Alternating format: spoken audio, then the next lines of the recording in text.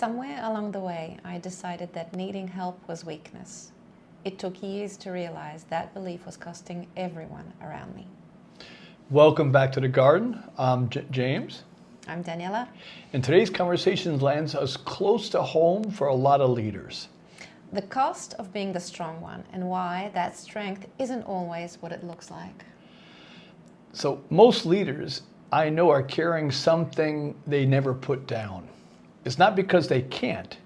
It's because somewhere along the way, in their family, their faith, their community, their earliest experiences of leadership, they learned that needing help was a weakness.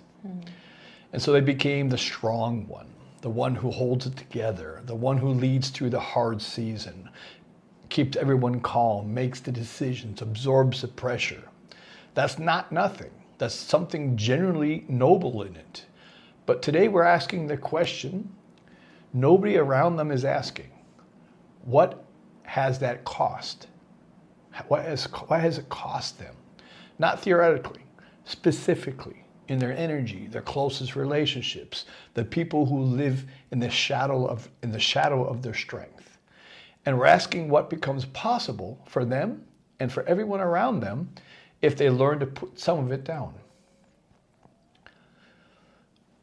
Where did you learn that being strong was the goal in family, church, and culture, or all of the three?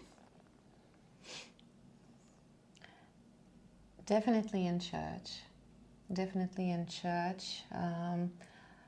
I learned from the people I was serving, who told me many times about the pressure they feel from observing leaders and other people playing strong. And now I know it's playing strong because not everyone can be strong all the time, but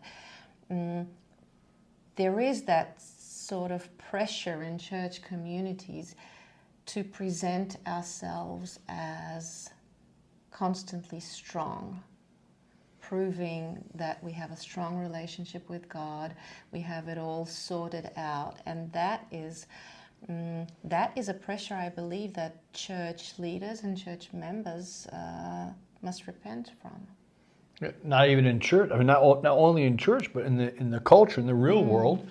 You know, we're taught as leaders in the different educational paths to be the strong one, to take the ownership, to be between the lines of leadership and protect your people. These are all things that we get the extra paycheck for, where the leaders are paid more to lead their people and take those bullets for them or to protect them. And that's always been the goal. It's always been taught you have to be a strong leader. But that's why I realized the same in the military. But being, like you said, being a strong leader, you can't always be strong. There are times where you're gonna have to show some weakness because you'll actually stop others from stepping up and serving the greater good or serving through you because they see you as a strong one, they depend on you, and they never had the chance to step up and maybe help you in your weakness. Yes, exactly, just what you said. Being strong sometimes means showing your weakness. I remember long ago, that was 2015, I was going through many struggles, playing strong, and I just had a dream of Jesus coming to me in that dream and saying out the words from 2 Corinthians 12:9, "My grace is sufficient for you, for my power is made perfect in weakness. Therefore I will boast all the more gladly about my weaknesses so that Christ's power may rest on me. My grace is sufficient for you, for my power is made perfect in weakness." And at that time, I didn't really live according to that word because I still pushed through and thought that I will be stronger. But the following years showed me that it's the weakness and showing the weakness that makes us strong, because that actually allows Christ to work through us, to show His grace. And the most authentic leaders, which I want to follow, are the ones who show their humanity, show their weakness, because I think it all comes down to the definition of strength. What does strength mean? Does it mean not being in a weak point, or does it mean to get up and follow? Yeah, I totally agree. The whole concept of understanding that in weakness you can be strong. Christ showed this to us clearly, but that contradicts what the world teaches, and that's that ever-going, ongoing battle. But what does being strong actually look like for you in practice? What do you do when you're trying to hold it together? I know I'm going to say. You should have asked me the question first, but you can go ahead. You can go ahead. You can No, it's answer okay. it first. It's okay. When I look back, I clearly see how that changed throughout the years. Well, how's it look in practice now? Now being strong means being vulnerable, being true, being more open to people and asking for help and admitting that I need support. This is being strong now. Because for many years I tried to control the situation, never showing anyone that I needed help. But now being strong actually means for me just showing that I need people around me. And what do you do when that doesn't work? Like it's not always, that doesn't always work. There are times where we revert to our old habits. Well, I can do on my own. That's actually one of my patterns, one of my habits that I needed to fight because I prefer doing things on my own. Yeah. And I still deep down I believe that I'll do it best and better than anyone else. That's what I'm about to say. Yeah. So that would be going back to my old habits, doing it all on my own. Yeah. Well, for me, it looks like in practice, I still practice it. I actually have no problem with asking for help because I've never seen it as a weakness. Mm-hmm. It all depends on how you ask for help.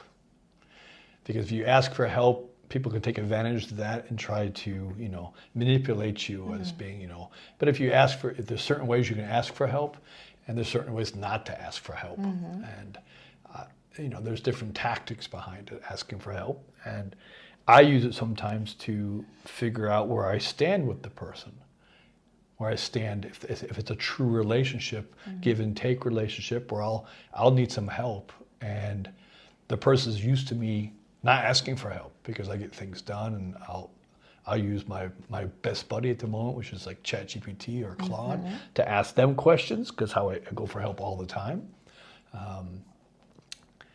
But when I ask people for help, and they see me and they say, he never asked for help, or he's always doing everything by himself. I use it for a multi-strategy to figure out, I do need the help, but I also try to figure out what's the relationship based on. But is that how being strong looks in practice for you? No, for me, being strong looks in practice taking care of everything. Planning things out, executing on things. I love the word execute. I've had it since the military and I still love it. And it basically comes down to, getting things done. Just knocking things out and making sure that people are taken care of and they see it as being the strong one, or, leading things through. I have no problem with stepping up and solving problems if no one else will solve problems. That's what it looks like in practice. But I also do ask for help with different strategies behind it.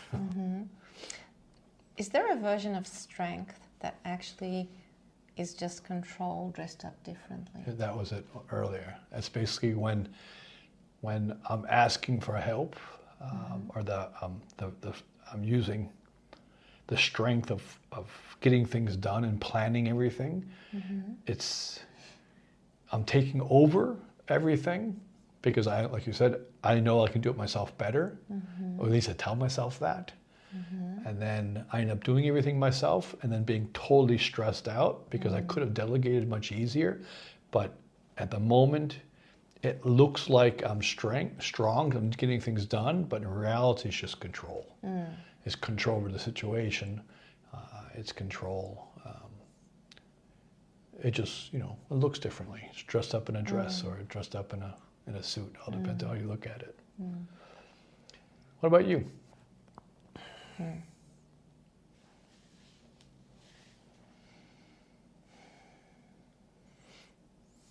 A version of strength that is dressed up differently but looks like control.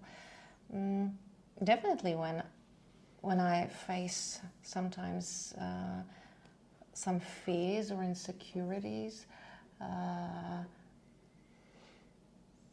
think I step into that control, which I try to dress up in getting things done, high quality, doing things on time, exceeding expectations, but really it's just controlling the environment and sometimes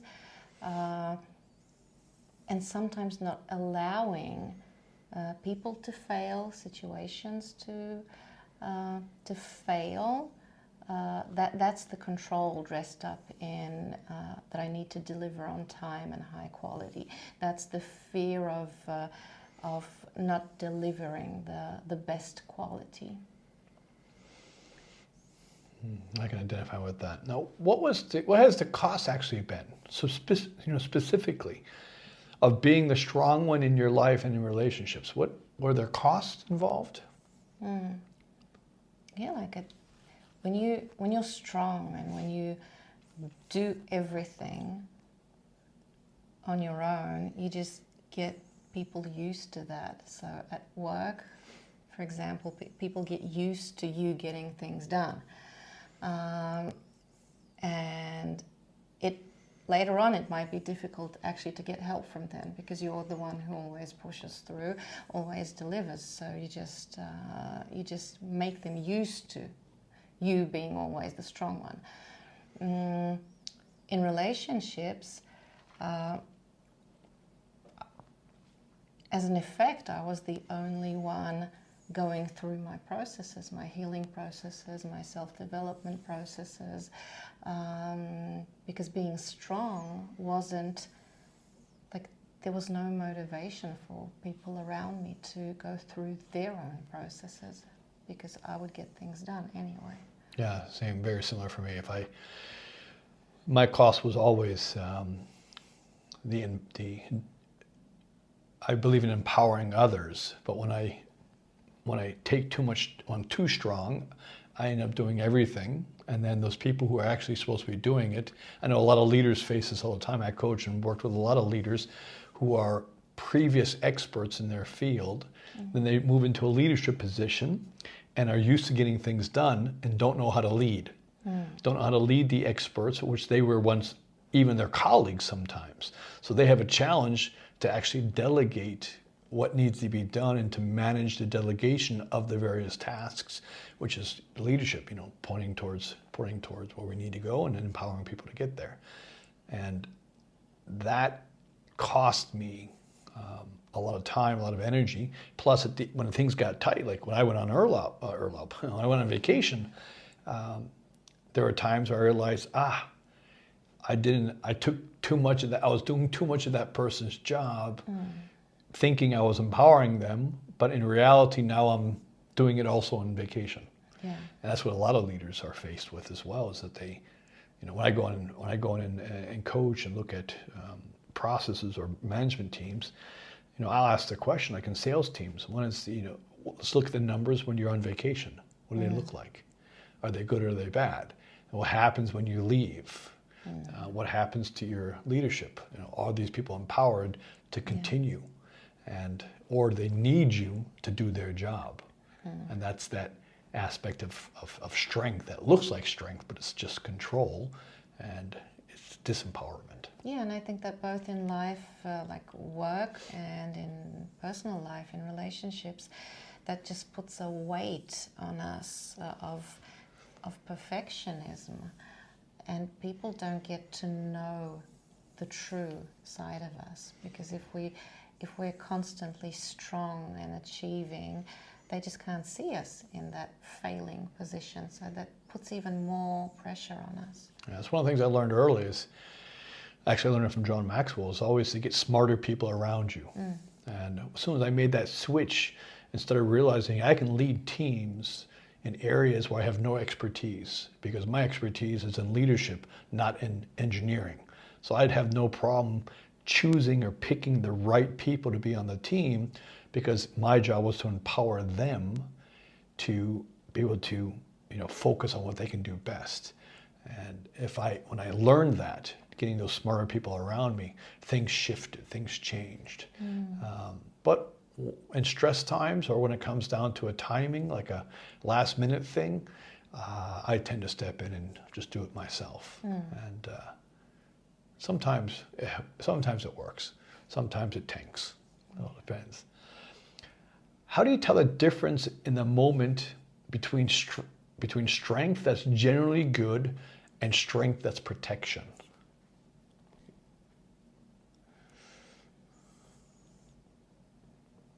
Good question.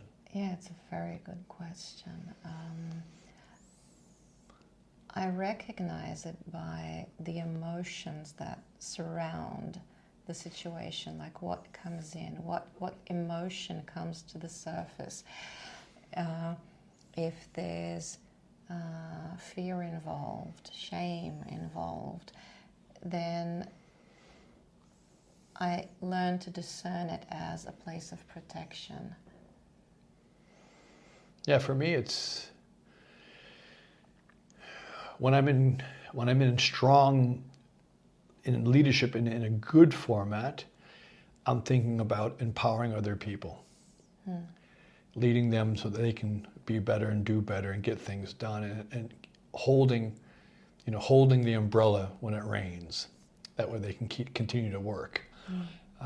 When that's not there, when I don't feel there's an empowerment, and I know it's up to me, and it's my game time, it's my game clock ticking down, there's a different feeling. One's a feeling of empowerment serving others, and this one's serving me. I realize at that moment it's no longer strength, it's control. And yeah, it's a tough one. Yeah. I also think that the true and good strength comes with an empowerment for ourselves. We feel energized. But when we just push through to get these things done at all costs, we just end up exhausted. So I think just analyzing my own situations, that's another difference. Yeah, for sure. When was the first time you let someone fully see you were struggling? Not managed vulnerability, but actually struggling, and what happened? That was actually not that long ago. Maybe 6 or 7 years ago. So there was so many years in my life. That's not long ago. That was pretty, 6, 7 years is pretty long ago. Yeah, but if you look at my all the years before, that was a long time of just playing strong. So this is like the last years in my life, when I allowed someone to see me struggling. That was just a moment of first me admitting that this is okay to be weak in the moment, and that doesn't mean that I'm less competent. That doesn't mean I failed. That doesn't mean that people won't value me. And that allowed me to show myself truly to people around me. And what actually happened, that was a moment that revealed true relationships, revealed those who just showed true support, and people who accepted me as I was, offered their support, from others who kind of denied it or didn't want to accept it. But definitely, I got more support than I imagined. That was like an aha moment that for so many years I was hiding the true me and my struggles, and people really want to help us out. Sometimes they just want to listen to us and they don't condemn us. That was a revelation for me. For me, it wasn't 6 or 7 weeks. Years ago, for me, it was 6 or 7 days ago. That was a couple of weeks, actually, with Ray. That was in Romania, wasn't it? Just last week.